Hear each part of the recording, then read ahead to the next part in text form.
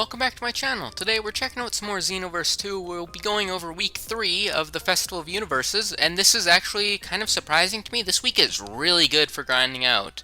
And obviously, Universe 7 won again, but I think this week has one of the biggest chances for a switch up because they've added in the Elite Time Patrollers now.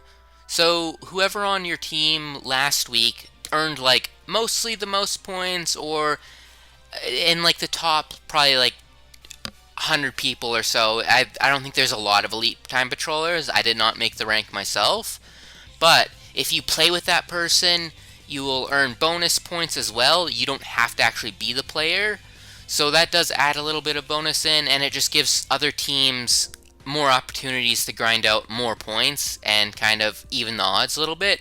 I don't know if that'll actually happen because Universe 7 also got some of those, but it'll just depend.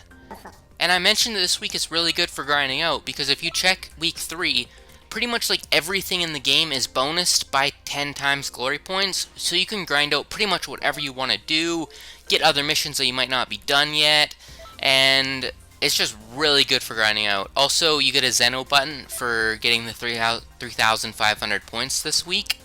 And if you do manage to match up with someone who is an Elite Time Patroller, you'll also get 3 times extra glory points. So if you do a match up with that, you'll be able to grind out a lot all at once. And then if you just check the Elite Patroller list and then hit options, you can check my score and you can quickly check if you made it onto the Elite Patroller list or not.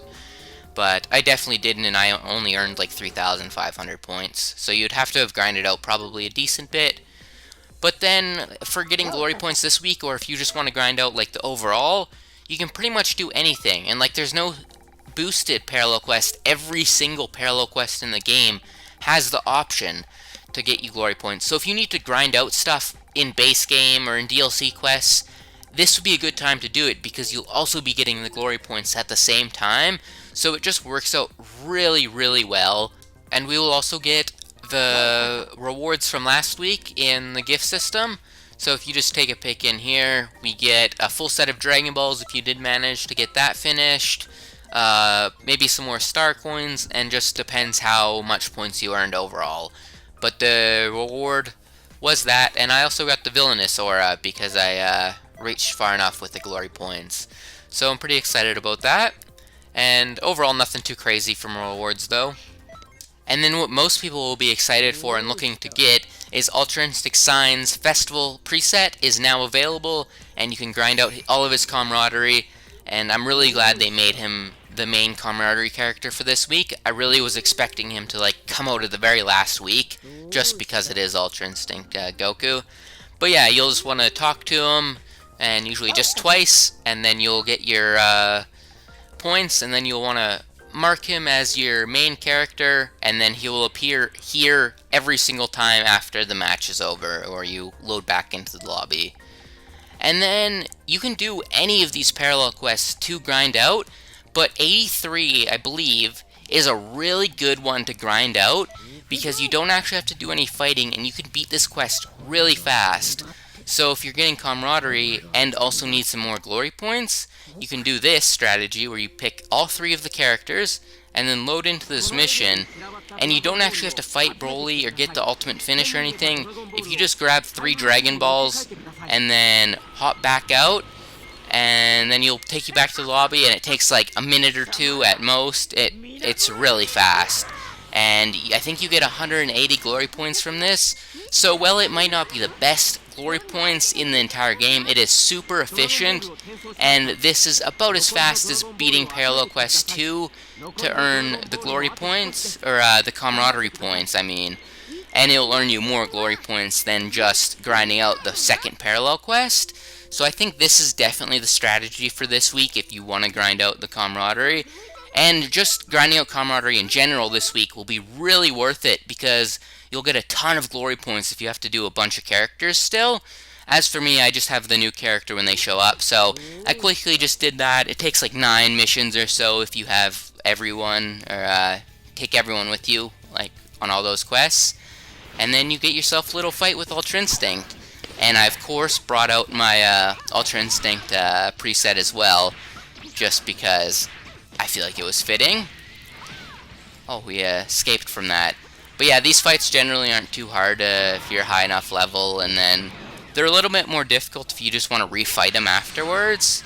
But, oh, and that's also his new festival move right there.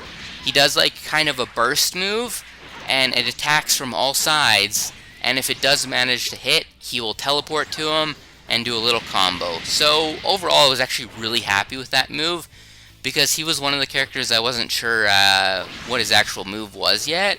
I only knew people like Teen Gohan and stuff like that with his new ultimate attack. But I'm really excited to have a new Ultra Instinct preset available to me. I think the whole festival updates with like the new presets and like the updated moves and stuff are some of the best things that Xenoverse has done in recent years, because it's just like little upgrades and like it feels like a breeze in for grinding out. Oh, I got my guard broken there. That's dangerous. See if I can... Oh, he burst dash. Luckily, when you play off or online, you can catch people off guard with that occasionally, but the bots like always break. How did that not break his guard? Finish him off with the Kamehameha. But yeah, that will unlock you your preset for Goku, Ultra Instinct Sign, and then I will quickly take him out into the training mode and just show you off that new move. And overall, it's not like the most insane move in the world, but I think the way it is able to hit behind you as well as in front of you is very good, because you'll be able to get people off guard when they like teleport behind you and go to attack you. Overall, this seems like a really fun move, and it will be replacing Divine Kamehameha. So for some people, they might not like that it replaces that move, but I like that he has this, his counter, and a like Ki Blast move. But you can see it works like that. It's nothing too insane for damage or anything, but I think its utility will be really fun. But overall, that'll be it for this video. Thanks for watching, and I'll see you guys in the next week. Peace!